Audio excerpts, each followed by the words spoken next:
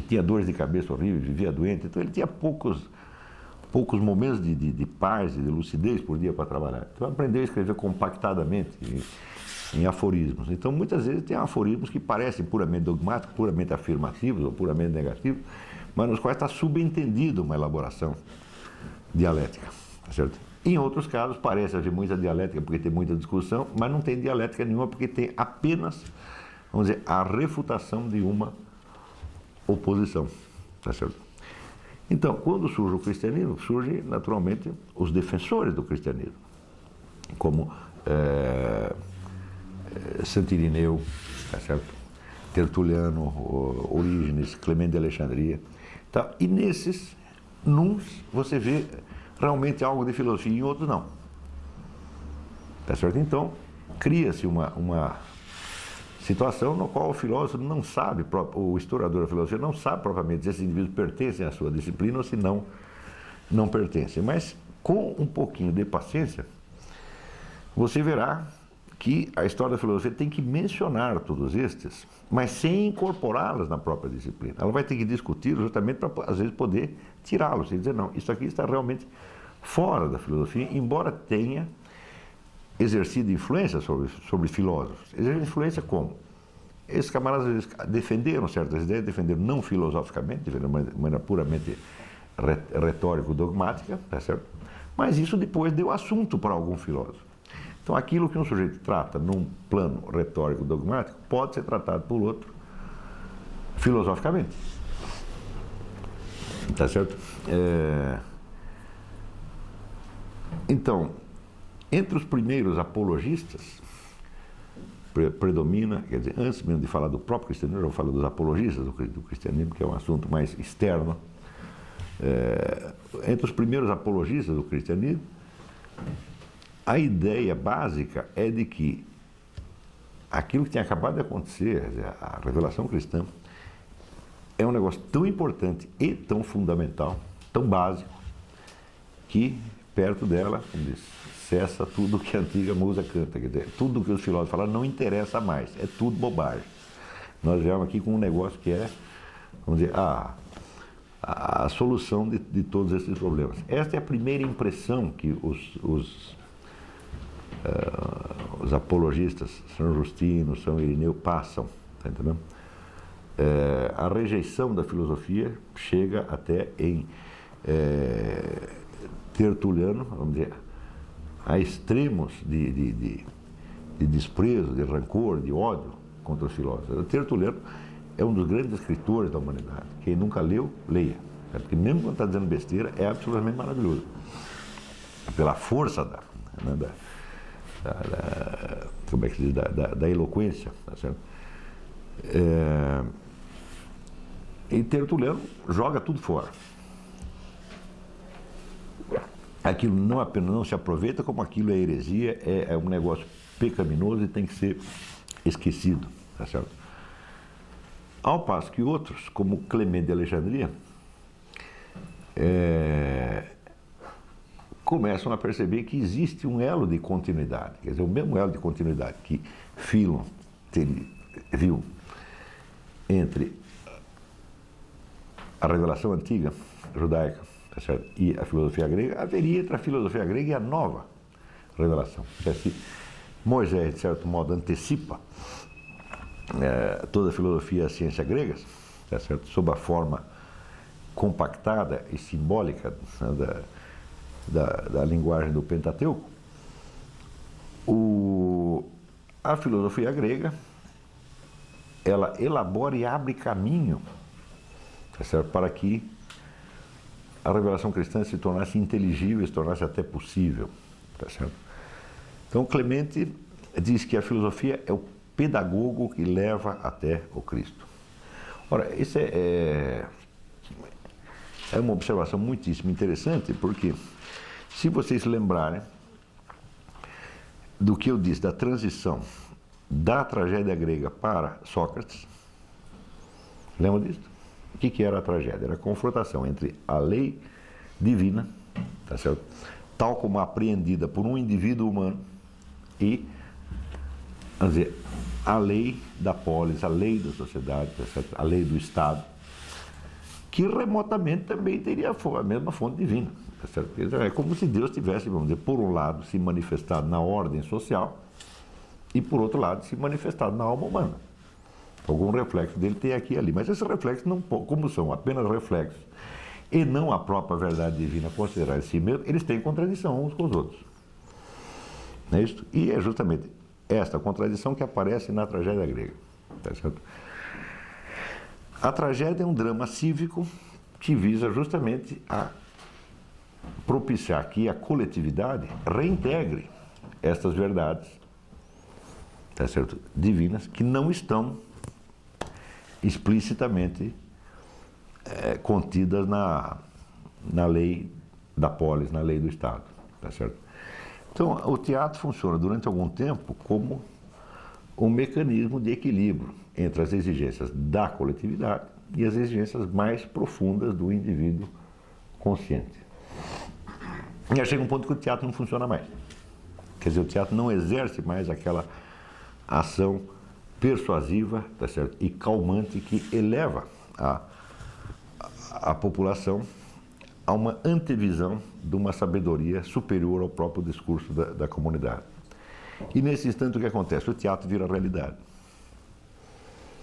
A vida de Sócrates é exatamente isso. Sócrates é condenado à morte, exatamente porque o que ele tinha aprendido da lei divina já era, como é que se diz, incompatível, já era inaceitável pela comunidade. Então a comunidade o sacrifica. Tá certo? Só que ao longo de toda a vida de Sócrates,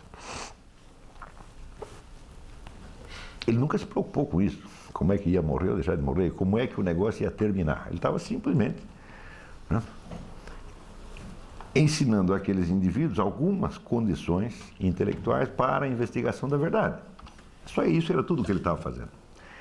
Mas com o cristianismo acontece uma coisa diferente. O mesmo drama, né, é vivido, tá certo? Só que num plano imensamente mais claro, mais explícito e mais luminoso.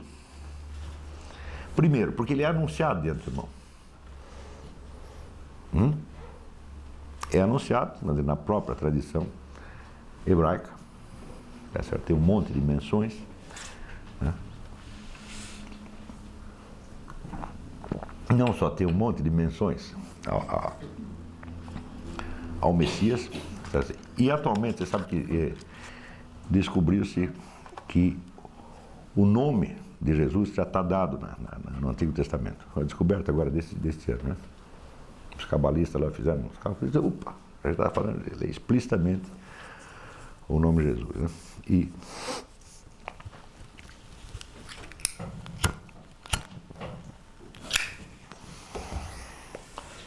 quer dizer, o drama já é anunciado de antemão.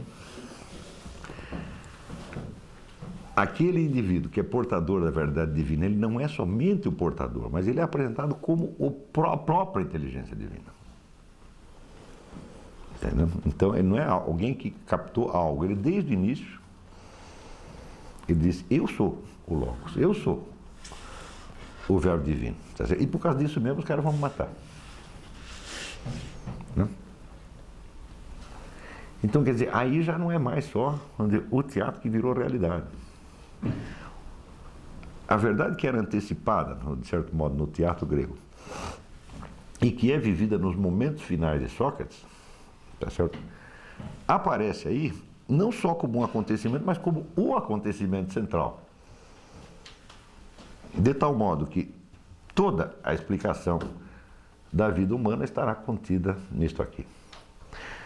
É como se a vida, paixão e morte do nosso Senhor Jesus Cristo explicasse retroativamente o que se passou com Sócrates e o que se passou no teatro grego. De modo que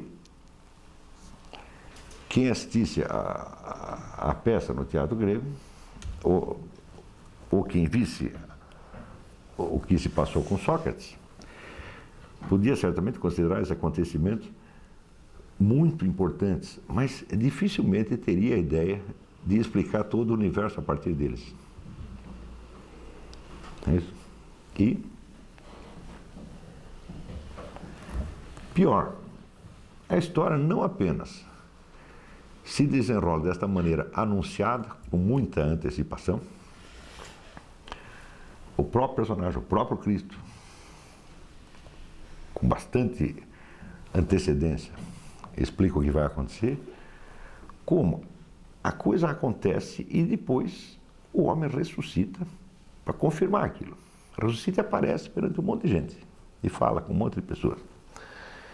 Para dizer, olha, se ficou alguma dúvida, se ainda vocês não entenderam aquele negócio, porque no teatro grego você podia sair, você viu a história, né? Você pode entender, ter aquele impacto, né? Mas não quer dizer que você tenha compreendido.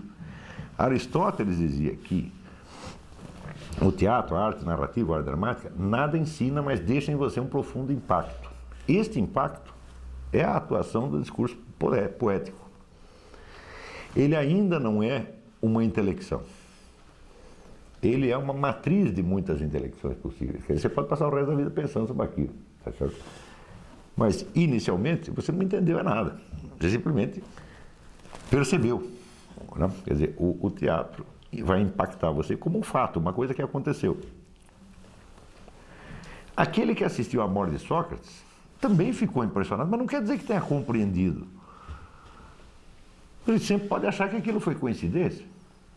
Ah, foi um azar desgraçado, pô, então se Sócrates tivesse fugido, né?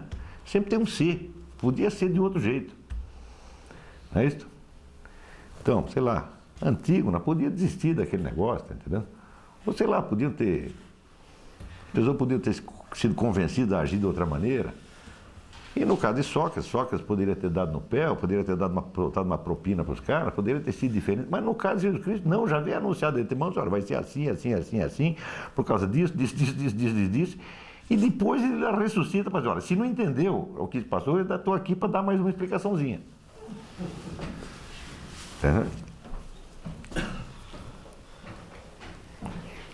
Isso quer dizer que este fenômeno do indivíduo humano, o indivíduo real, de carne e osso, tá certo? Que é o portador da verdade divina, tá certo? E que por causa disso entra em choque com uma outra verdade externa que também deriva da verdade divina, né? Que não é uma coisa do diabo, não foi o diabo que inventou, é apenas, vamos dizer, uma palavra divina antiga, cristalizada em instituições, leis, etc, etc, e que, portanto, já não tem aquela flexibilidade vivente da alma do indivíduo, tá certo? No caso do Cristo, já não é nem o indivíduo que tem a flexibilidade vivente, mas ele mesmo diz, eu sou a vida. Você está entendendo? Quer dizer, esta alma, tá certo, que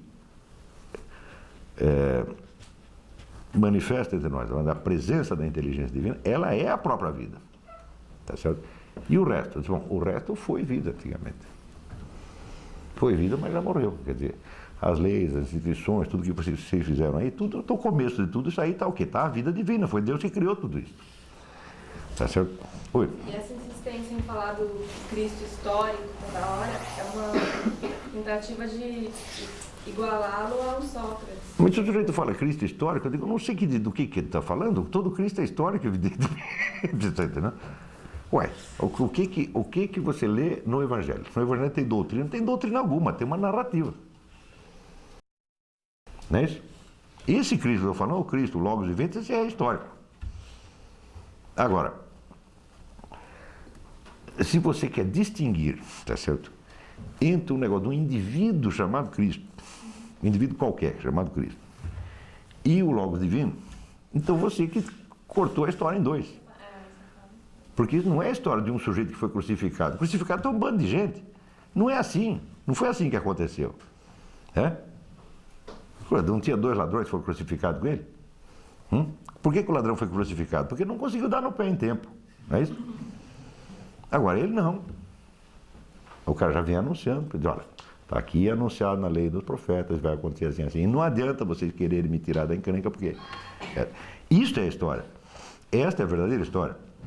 Isso quer dizer que não é possível você separar o sentido do acontecimento, por um lado, da materialidade do acontecimento, por outro, porque essa materialidade é a materialidade do próprio sentido. O que aconteceu foi exatamente o que ele disse que ia acontecer. Você está entendendo? Então, você querer distinguir, tem um lado um Cristo de carne e osso, e por outro lado tem o Cristo da doutrina e tal. Fala, mas escuta, mas se fosse assim, a coisa não poderia ter acontecido. Você está entendendo? Teria que ser, vamos dizer, um tecido, teria que ser um milagre muito maior do que a ressurreição do nosso Senhor Jesus Cristo. Porque, olha, tem aqui um indivíduo que não está sabendo nada, é um cara como qualquer um, idiota como qualquer um de nós, né? E foi crucificado, né? E criaram um culto em torno dele. E por uma coincidência dos demônios, aconteceu tudo exatinho do jeito que estava nos profetas, que eles diziam que ia acontecer. Foi coincidência. Eu digo, mas isso é mais fácil ressuscitar do que fazer isso aqui. Você está entendendo? Quer dizer que quando aparece um camarada dizendo, não, aqui nós vamos fazer o que? O Cristo histórico. O Cristo histórico com esta nuance, né? Separar o Cristo histórico, material, etc., do Cristo espiritual. Eu digo, mas isso só existe de separação, isso existe na sua cabeça, pô. E o Cristo espiritual é objeto de fé, só. Também. Ah, não, ainda tem essa. Quer dizer, né, depois veio um. Quer dizer, tudo aquilo que os profetas diziam já era tudo objeto de fé. Eles tudo um sujeito acreditou nisso, depois outro acreditou, depois outro acreditou, e depois, por uma baita coincidência, aconteceu tudo assim. Você está entendendo? E aconteceu pior, para o próprio sujeito que disse que ia acontecer. Quer dizer, é claro que é uma coisa de idiota, é uma coisa de criança. Você está entendendo? Nós temos que entender, vai dizer que a vida, a paixão, a morte, a ressurreição do nosso Senhor Jesus Cristo é um fato, aconteceu, porra. Você não precisa entender. Isso não é uma doutrina, não é um objeto de fé, é uma coisa que aconteceu. Você está entendendo? É mais difícil você negar isso do que você aceitar. Sendo que para você negar, bom, se você nega que foi assim como ele mesmo disse que era, então é porque você tem uma outra explicação. Então você tem que me dizer que a sua explicação é melhor. Agora a sua explicação começa, tá certo? Por exigir que eu creia, tá certo? Num tecido de coincidências absolutamente impossível. Quer dizer, você está me exigindo mais fé do que Nosso Senhor Jesus Cristo. Eu acredito no Nosso Senhor Jesus Cristo porque ele só pede para eu acreditar no negócio que aconteceu e que está acontecendo. Você está pedindo para eu acreditar numa conjectura. Tá certo? Que é uma verdadeira loteria esportiva. Você está entendendo? E você pode ter certeza, sempre que entra esse negócio agnóstico, materialista, tal, o que está em jogo no fundo é só uma coisa, burrice. Burrice mesmo, entendeu? Assim, falta de inteligência. Por que o senhor acha que essas investigações, por exemplo, que temos fazer a respeito de um Cristo histórico, que seria um homem comum, se concentram sempre em aspectos técnicos? Por exemplo, eu vou pegar o Santo Sudário e ver qual é a idade dele, como se fosse para investigar um homicídio, entendeu? E não com afirmações mais ou menos lógicas, porque isso é bastante lógico, é mais fácil... Bom, por exemplo, a questão do Santo Sudário, o Santo Sudário não tem nada a ver com a história. Não é isso? O Santo Sudário aparece muito depois. Não é isso? Eu estou aqui, por exemplo, São Justino não sabia que tinha Santo Sudário nenhum, Santo Irineu não sabia, Clemente não sabia, Orígenes não sabia, eles vão ser menos cristãos. Por exemplo, o Santo Sudário, não fede, não influi nem contribui. Você está entendendo? Você pode investigar num monte de coisa. O problema não é isso. Aqui tem uma história que é relatada, tá certo? Por testemunhas, tá certo? Que estiveram lá e que contam a coisa numa ordem que coincide exatamente com aquilo que esses profetas vinham dizendo desde 3.000 anos antes. Você está entendendo? Oi. Ademais, não, ainda teve que combinar com o leproso para ele curar. Você vai lá e finge que curou. Tá, ou então, você, pelo poder do pensamento positivo, quer dizer, eu vou acreditar que o pensamento positivo do leproso o curou. Eu com o pensamento positivo não curo um calo, não curo uma hemorroida, porra, né? Agora o leproso, que já está todo ferrado, de repente ele adquire esse poder miraculoso pelo pensamento positivo. Você está entendendo? Não tem, quer dizer, é um negócio tão rebuscado e tão artificioso que denota idiotice. Você está entendendo? Oi. Mas existe também a corrente mais hard que fala, não, que não é coincidência. Construíram a história para parecer que... Isto, construíram, porque naquele tempo já existia agência de publicidade, tinha o Duda Mendonça, né? Eles forjaram provas pelo mundo inteiro. Ou seja, a técnica publicitária foi todinha inventada a partir do fim do século XIX. Não é isso? E mesmo assim, falhou. Tem um monte de campanha publicitária que falha. Você lança o produto vai para o brejo. Né? Eles querem nos fazer crer que antes disso, no tempo não tinha técnica publicitária nenhuma, tinha uma técnica publicitária implícita, inconsciente, tá certo? Que funcionava pra caramba e que criou, né, os profetas, os santos, etc, etc. Ora, você para acreditar nisso precisa ser muito pueril, muito infantil. É sempre a ideia de que a desconfiança é sinal de maturidade, a confiança é sinal de que você é um atrasado, um caipira. Eu digo, não, depende do tipo de desconfiança, porque essa desconfiança que você está tendo, ela me exige uma confiança muito maior.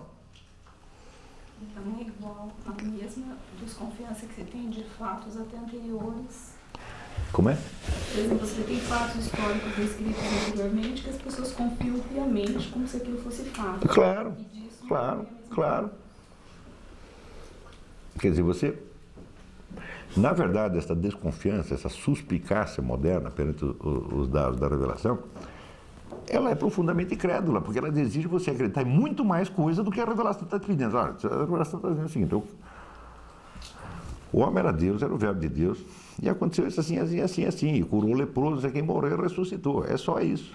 Agora, os caras querem que eu acredite numa loteria esportiva, na existência de agências de publicidade, tá certo, etéreas, né, imateriais, que criaram tudo isso, né, mediante aqueles processos mediante processo de violência simbólica do Pierre Bourdieu, imposição de discurso e não sei o que. Escuta, peraí, você vê, como é que o Papa fazia para impor um discurso? Você pensa que tinha a Rede Globo Televisão, o Papa chegava lá e falava, 70% da audiência ouvia? Não, o Papa falava um negócio, para aquele negócio chegar nas igrejas, levava anos. Você está entendendo? Quer dizer, se o cara que está na igreja, digamos, sei lá, na Irlanda, ele, durante a vida, depois que ele foi para a Irlanda, se ele 2 vezes na vida receber notícia do Vaticano, é muito. Você está entendendo? Então, como é que podia haver violência simbólica aí? Então, os caras estão pedindo, para não aceitar um dado miraculoso, pede que a gente aceite um universo inteiro de suposições miraculosas.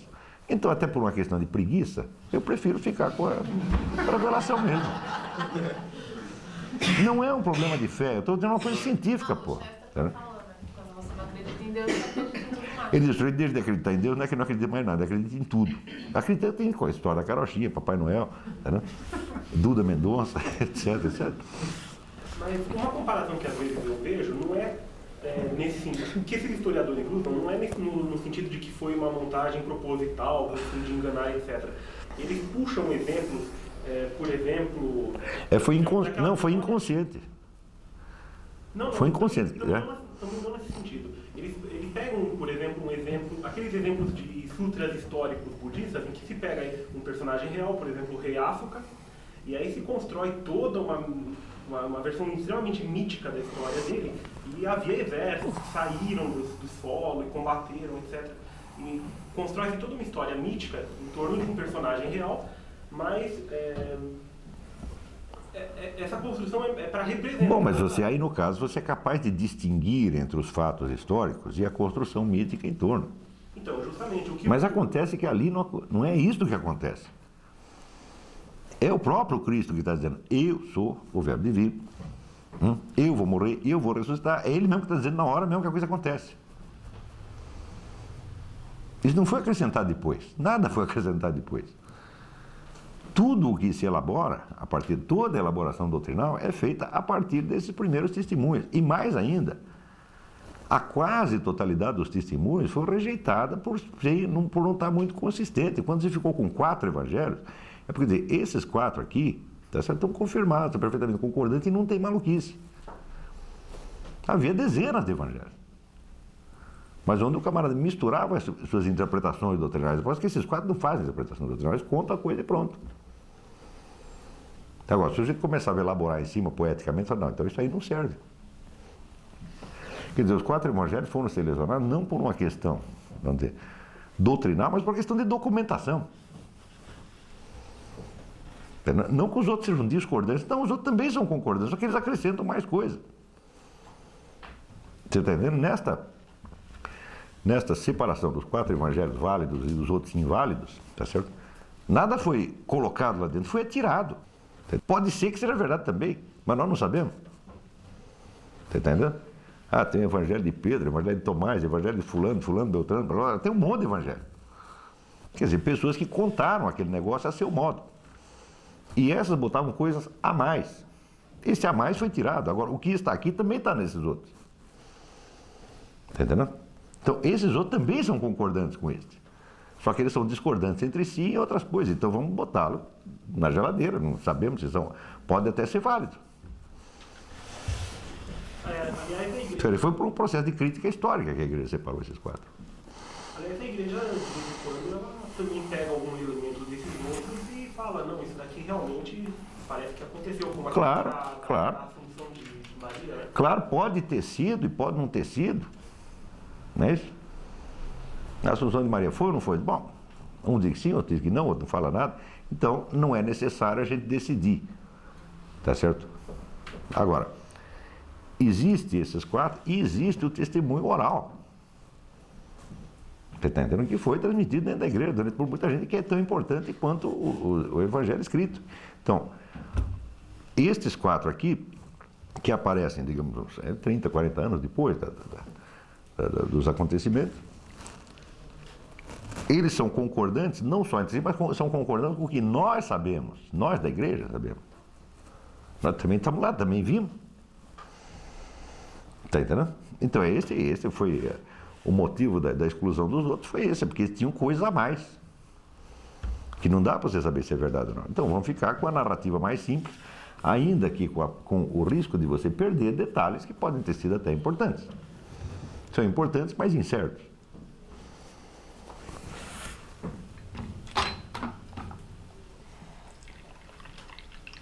E veja você que, você fala da construção, quer dizer, uma construção dessa leva séculos. Isso entre a morte do rei, né? Teve lá um personagem, daí depois, eles foram floreando depois, né? Eu digo, leva muito tempo e você precisa ter esquecido a história real para você poder florear em cima. Agora, ali não foi floreado nada. Não tem absolutamente nada a ver uma coisa com outra. Não tem, são processos completamente distintos. Então, mas você, quando quer ser muito esperto, ele acaba ficando até trouxa, entendeu? Quer dizer, você vai desconfiar da coisa, bom, me dê um bom motivo para desconfiar. Por que você vai suspeitar? O senhor está falando é louco, é mentiroso? Não, não é. Tá certo? Está ganhando algum com isso? Não, também não está. Então, por que você vai desconfiar? Parece que dizem que é bom demais para ser verdade. É bom demais para ser verdade. Agora, se eu contasse para você, dizer, olha, o negócio é o seguinte, tudo isso é mentira, foi o diabo que inventou só para sacanear com você. Aí você acredita. Por que você acredita? Porque você tem medo. O senhor não acha que a distância no tempo acaba criando uma certa desconfiança? Porque hoje em dia é muito comum a gente ver as pessoas argumentarem, mas então por que mais ninguém ressuscita? Eu nunca ouvi falar de alguém que tenha ressuscitado, então eu nunca vi ninguém ressuscitar. Ué, porque não é para ressuscitar mesmo. É que se ressuscitar fosse uma coisa que acontecesse para qualquer um, qual seria a novidade ali? Pô? Então, quer dizer, e antes de ressuscitar, já tinha feito outro camarada ressuscitar. Quer dizer, se eu fiz com ele, por que eu não posso fazer comigo? Esse negócio de Lázaro, tinha centenas de pessoas lá que assistiram, pô. E não é o tipo não tinha lá nenhum publicitário, não tinha nenhum jornalista do Globo, tá entendendo? Para inventar a historinha, não tinha. Então, ou seja, a história nos parece contada, vamos dizer, com razoável fidedignidade. Não é isso? É uma história que você não entende. Mas os milagres, eles não têm um aspecto retórico mais do que prova? Eu diria assim, naquela época ocorriam esses milagres, ressurreição e outras coisas assim, porque havia uma necessidade, vamos dizer assim, de uma espécie de convencimento, porque não havia uma doutrina que você estudava. Mas quer dizer, você vai... Escuta, peraí, mas você vai ressuscitar o sujeito só para convencer os outros? Não estou dizendo isso, mas estou falando assim. Eu digo, o sujeito, se fosse capaz de ressuscitar, não seria capaz também de inventar um discurso mais convincente? Não é possível. Ademais, tá certo? O milagre, como meio de convencimento, é condenado pelo Cristo da maneira mais taxativo. Ele diz o seguinte, no Evangelho se diz que, né, os gregos, para acreditar numa coisa, eles exigem uma demonstração matemática. E os judeus exigem um milagre. E os dois são malucos. Porque simplesmente a coisa está acontecendo. Quer dizer, qual é o motivo que tem para duvidar? Ademais, você não vê nenhum esforço de convencimento em parte alguma do Evangelho. Porque eu pensei assim, né? Quando você já tem conhecimento da doutrina religiosa, você não precisa de um fato desse. Mas a doutrina religiosa aparece milênios depois. Isso aqui é importante entender. A doutrina cristã foi sendo elaborada ao longo dos tempos, pelos concílios, pelos papas, pelos doutores, etc, etc.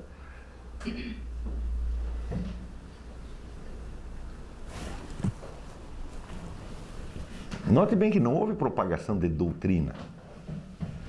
Pensa que o Evangelho quer dizer uma narrativa, é uma notícia, é uma notificação de algo que aconteceu. Entendeu? O que o Cristo mandou os caras fazer? Olha, você vai e conta para os outros o que aconteceu. Não se trata de pregação doutrinal.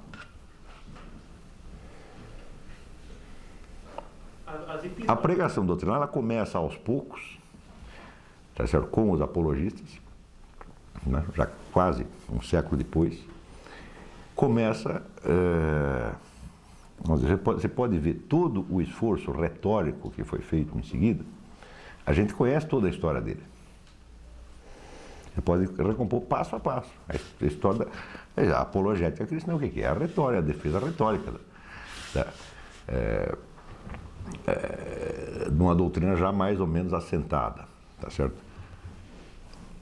E nós conhecemos a história disso, passo a passo. Eu digo que tudo isso não tem nada a ver com o Evangelho, isso é muito posterior ao Evangelho. É também a confusão, porque as pessoas veem hoje, né? Como é que é o fenômeno religioso? Bom, você liga a televisão, está lá o pastor R.R. Soares, né? Ou o pastor fulano de tal, né? Billy Graham, o Jimmy Swaggart, qualquer outro lá, expondo uma doutrina e usando meios retóricos. Não é isso? Então, por que você vê isso na televisão hoje? Você acha que tudo começou assim?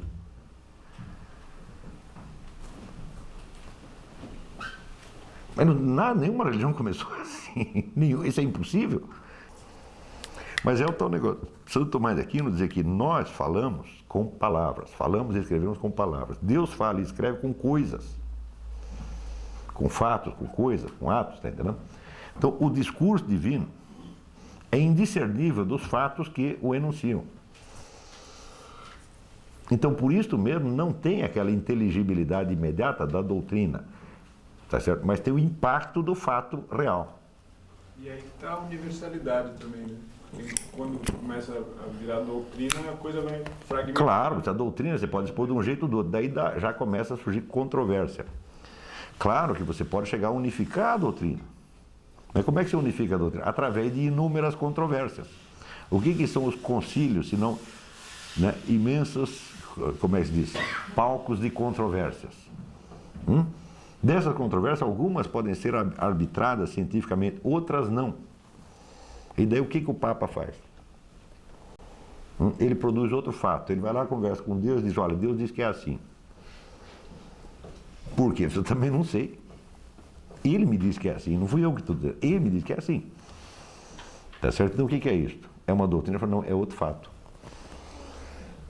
Mas nos concílios existe a utilização de um método dialético. Existe toda a discussão, com todo o critério dialético, científico, mas às vezes com tudo isto não se chega a uma solução. E quando não chega a uma solução, então não tem solução doutrinal. Tá certo? Mas tem uma solução dogmática. Mas aí o fato e o dogma ficam indissolúveis. O fato e o dogma são indissolúveis. O dogma é um fato. Ele não é a doutrina. Teu Papa vai lá, reza, se recorda, daí diz, olha, Deus me diz que é assim. Note bem, não é uma coisa que o Papa pensou, não é uma elaboração intelectual dele, é algo que lhe foi imposto, de alguma maneira. Está entendendo? Então, você pode passar o resto da sua vida tentando justificar por que é assim. Eu digo, aí você está transformando em doutrina. Tá entendendo? Uma doutrina tem que poder ser defendida dialeticamente. Como é que você vai defender dialeticamente a ressurreição do nosso Senhor Jesus Cristo? Você não pode, está entendendo? Porque é um simples, é um dado, é um fato, você não tem como, ele não é uma ideia, ele não é uma opinião que você pode, não é uma teoria que você pode defender. Como você não pode defender diretamente uma árvore, por exemplo? Você não pode defender dialeticamente uma árvore. É isso? Exatamente. A chuva, o sol, está entendendo? Você não pode defender. É um dado. Está compreendendo? Então, é claro que os dados podem ser falseados.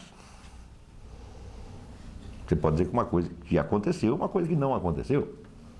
Tá certo? Mas isso não é uma discussão doutrinal, é uma discussão histórica. Não é assim? E se você vai discutir esses dados da revelação cristã, então toda impugnação de um dado é feita por um motivo racional. Nunca irracional. Você não pode rejeitar o dado só porque você não gosta. Se a rejeição daquele dado implica a adesão a hipóteses mirabolantes, então a rejeição do dado não tem razão de ser. Então, se você nega a versão que o próprio Jesus Cristo dá da sua vida,